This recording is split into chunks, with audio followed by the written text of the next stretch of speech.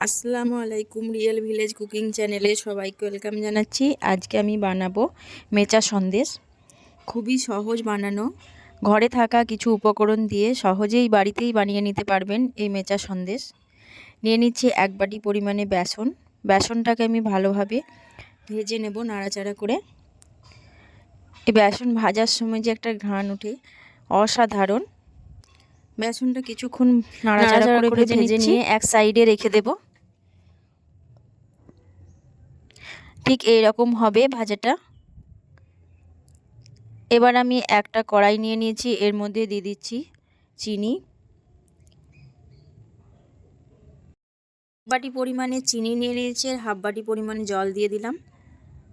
Just চিনিটাকে গলিয়ে নেব। দিয়ে দিচ্ছি এলাচের দানা, গুঁড়ো করে নিয়েছি। চিনিটাকে নাড়াচাড়া করে আমি গলিয়ে নেব।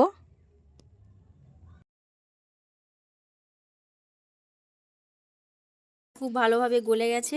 এবার আমি এক সাইডে রেখে দিচ্ছি। এবার আমি সেই বেসন যে ভেজে রেখেছি সেই বেসনটা নিয়ে নিলাম, এর মধ্যে দিয়ে দিলাম চিনির যে শিরাটা বানিয়ে রেখেছি, শিরাটা দিয়ে দিলাম।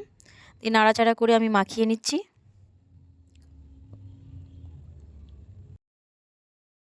লো টু মিডিয়াম ফ্লেমে এটা আমি ভালোভাবে মাখিয়ে নেব। এটা দিয়ে দিচ্ছি, এর মধ্যে আমি দিয়ে দেবো গুঁড়ো দুধ। আপনারা দুধটা আগেও দিতে পারেন। এর মধ্যে আমি গুঁড়ো দুধ অ্যাড করব, দিয়ে অনবরত নাড়াচাড়া করে আমি মিশিয়ে নেব।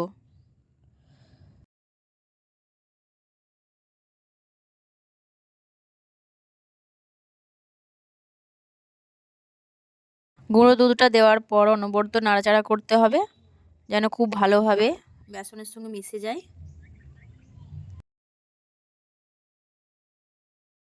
আমি ফ্লেমটা লো টু মিডিয়াম ফ্লেমের থেকে একটু কম রেখেছি। ঠিক এইরকম একটা শক্ত ডোয়ের মতো হবে। এই দেখুন, ঠিক এইরকম হবে। এবার আমি নিয়ে নিয়েছি একটা কলা পাতা। কলা পাতার মধ্যে আমি ঘি ব্রাশ করে নিয়েছি, ভালোভাবে হাতে করে মাখিয়ে দিচ্ছি। আপনারা ব্রাশেও করে মাখিয়ে দিতে পারেন।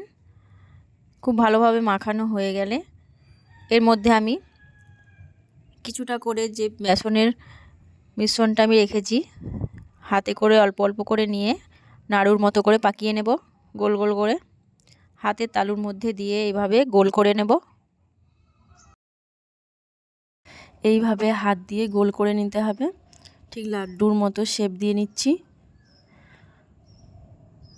এই দেখুন, এইভাবে হাতের মধ্যে সামান্য ঘি নিয়ে নেবেন। ঘি দিলে এর স্বাদটা ভালো লাগবে। এইভাবে আমি উপরে বসিয়ে দিলাম। ঠিক একইভাবে আবারও আমি হাতের তালুর মধ্যে দিয়ে গোল করে নেব। দিয়ে সব কটাকে আমি ঠিক একইভাবে গোল করে নেব, আর এইভাবে একটু ফাঁকা ফাঁকা করে বসিয়ে দেব।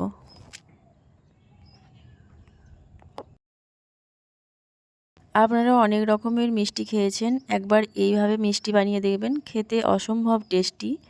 এই দেখুন, সব কটা আমি বানিয়ে নিয়েছি। এবার আমি একটা কড়াই নিয়ে নিচ্ছি, এর মধ্যে দিয়ে দিচ্ছি 1 বাটি পরিমাণে চিনি আর হাফ বাটি পরিমাণে জল।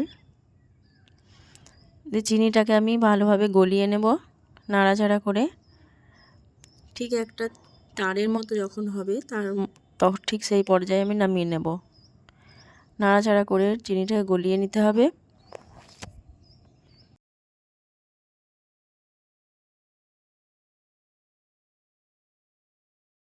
এখানে হাত দিয়ে চেক করে নেবেন, একটা চ্যাটচ্যাটে ভাব আসবে। আমি দেখাচ্ছি, এই দেখুন তারের মতো এরকম, ঠিক সেই পর্যায়ে আমি নামিয়ে নেব। এটা আমার হয়ে গেছে। এবার একটা চামচের সাহায্যে আমি এই লাড্ডুর মতো যে সন্দেশগুলো বানিয়ে রেখেছি তার উপরে আমি দিয়ে দিচ্ছি। গরম থাকা অবস্থায় দিতে হবে,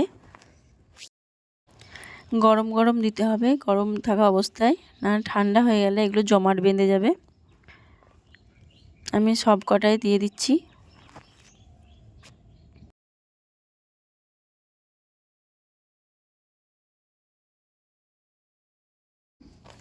এইভাবে সব কটাই দিয়ে দিতে হবে। এই সন্দেশ বাচ্চারা খেতে খুবই পছন্দ করে, আর বানানো তো দেখতেই পারছেন কতটাই সহজ। ঘরে থাকা উপকরণ দিয়ে সহজেই বানিয়ে নিতে পারবেন।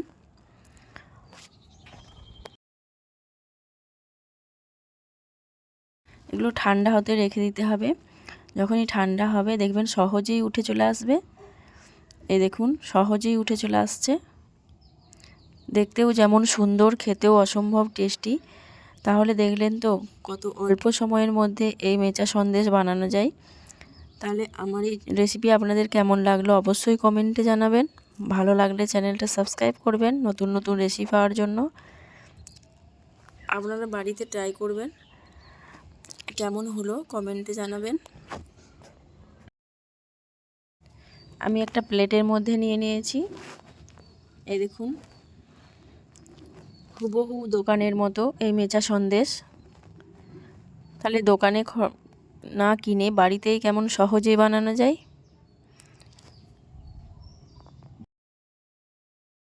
আমার চ্যানেলের প্রতিটা রেসিপি সহজ এবং সিম্পলভাবে দেখানোর চেষ্টা করি, আর খেতে খুবই টেস্টি।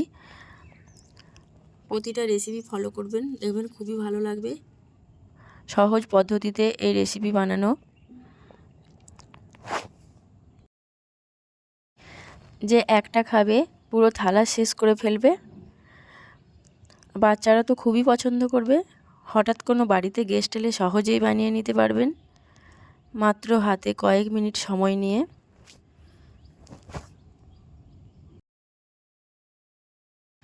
আমি আপনাদেরকে একটা ভেঙে দেখাচ্ছি যে ভেতরটা কতটা নরম সফট, মুখে দিলেই মিলিয়ে যাবে। এ দেখুন